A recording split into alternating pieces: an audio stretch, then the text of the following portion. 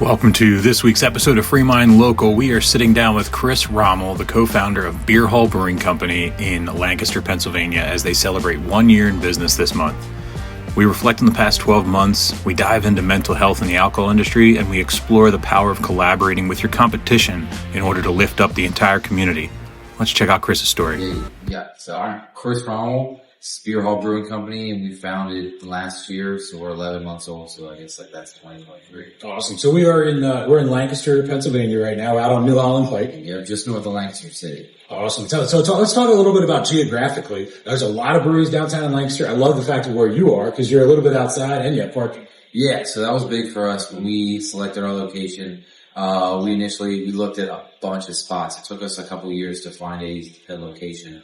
But when we found this spot, it was really attractive to us because it was close to the city. It was had a little bit of a rural area feel to it, and the parking was big, and we had the space to put an outside beer garden. Yeah. So that was big for us. Those were our big things. Were outdoor beer garden and parking were two really big important things because when you live out in the burbs, everyone drives. Yep. So you gotta have enough parking to have customers show up and come sit. So that was really important to us, but, long story, man, it really took a long time for us to find this location, and when we got this location, it looked nothing like it is, how it is now, actually. We just, I don't know if I'm allowed to say this yet, I don't know when this comes out, but we won an award, we're gonna go to the award ceremony, early in November, for the, construction project aspect of it, both sides. So, we work with Benchmark Construction, big shout out Benchmark Construction, and Tippett's Weaver Construction. And those guys just haul ass for us. Probably the only construction project I can ever tell you that came in on time. Right. Wow. They told us it was going to take X amount of months, and it did. Nice. And they did excellent job. Not only were they on time, they did great work.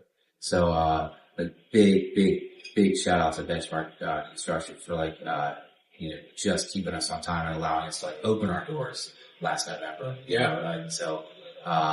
That's crazy. So the same month you're going to have your 1 year anniversary, you're also winning an award. You're going to have 1 month. I'm sorry, 1 year. 1 year anniversary. Yeah. So I guess we're going to win the award. I guess so they give it out once a year, and I don't know too much about construction awards, but apparently the guys tell me it's a big one for them.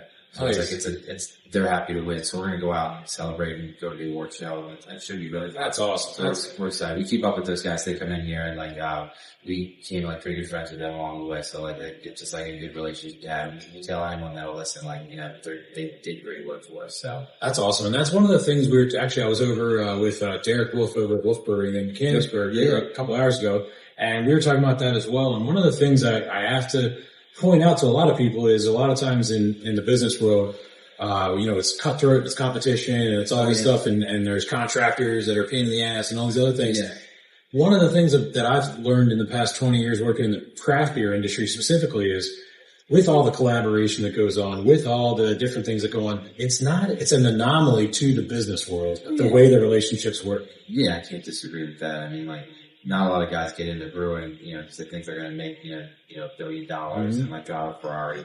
We always say it's a nice fraternity of guys who have a real camaraderie about it. And, not only, like you said, are we collaborating with ideas, but, we'll share space. I know guys who will go to another, brewery and wash their kegs because they don't have a keg washer or theirs is down. So to share ingredients, I'm out of this. And they in Lancaster, I'm sure interviewed anyone else in Lancaster. We have a guild here, which is really cool. It's really well done. Shout out Lancaster Brewery Guild. But the guys who run it currently, the owner of Matt Chef is the president, and man, it's been Francisco. Yeah, Fran, yeah. I call him Big Chef, but he has been the president the whole year we've been in, and man, it's been great. Those guys organize festivals. They organize, festivals and collaborative efforts. I've done a beer with the guild, and you have a running email chain, and if anyone's out of anything or has a question, or how to use it to find a farmer to get grain. So I said, hey, does anyone know we're starting up? Does anyone know have a farmer who needs extra grain? And I found our guy through that information chain, if you will. But it's been a real blessing, man, to have those guys who are willing to help out. you as a brewery starting up and to be part of that, to help other guys out when they need something is really, like you said, a special thing in the brewing industry. Yeah, it's something as well that like, and choose to go whichever path you want to on this, and I'll be open about it. It's something that it's helped me like growing up, especially when I was in the wholesale world.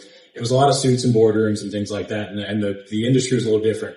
But when I would leave those boardrooms in the afternoon and the evenings, and I spent the time with craft brewers, it was always very inspiring for me to see how I wanted to operate as a business. Mm-hmm. And eventually that led to my transition out in 2017 from that to get into that more collaborative world and spread across other industries. So I want to speak a little bit about, this is going to drop in November. And I'll be talking a lot in November about men's mental health.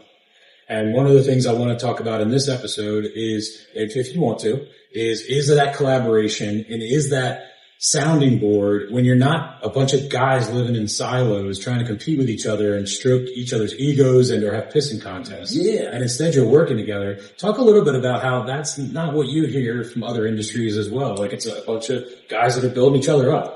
Oh yeah, I genuinely do believe that. In an inclusive way. Sorry. Yeah. No, I don't know a lot of guys in the brewing industry who wouldn't take a phone call from their fellow brewer or wouldn't help the next guy out if they needed it. And that like really does like build each other up, and that's a real supportive industry, you know, it's a supportive community. And, you know, and for mental health, that's, you know, you can't really get much better than that, to have like people who will help you when you need it. And like more than just the ingredients and stuff like that. I mean, it goes deeper than that. I mean, I've had like beers at bars with it, you know what I mean? You just go out and like, and the guys who are like quote unquote competitors are also like your friends and your comrades. So I mean, it's an interesting industry to be in, because obviously we work in alcohol, and that can be a large hurdle for a lot of people's mental health. And it can like impair people's ability to, you know, think clearly and have mental health issues. But I think at the end of the day, the guys who work in the industry really band together. And I think that really is a positive thing for everyone's mental health.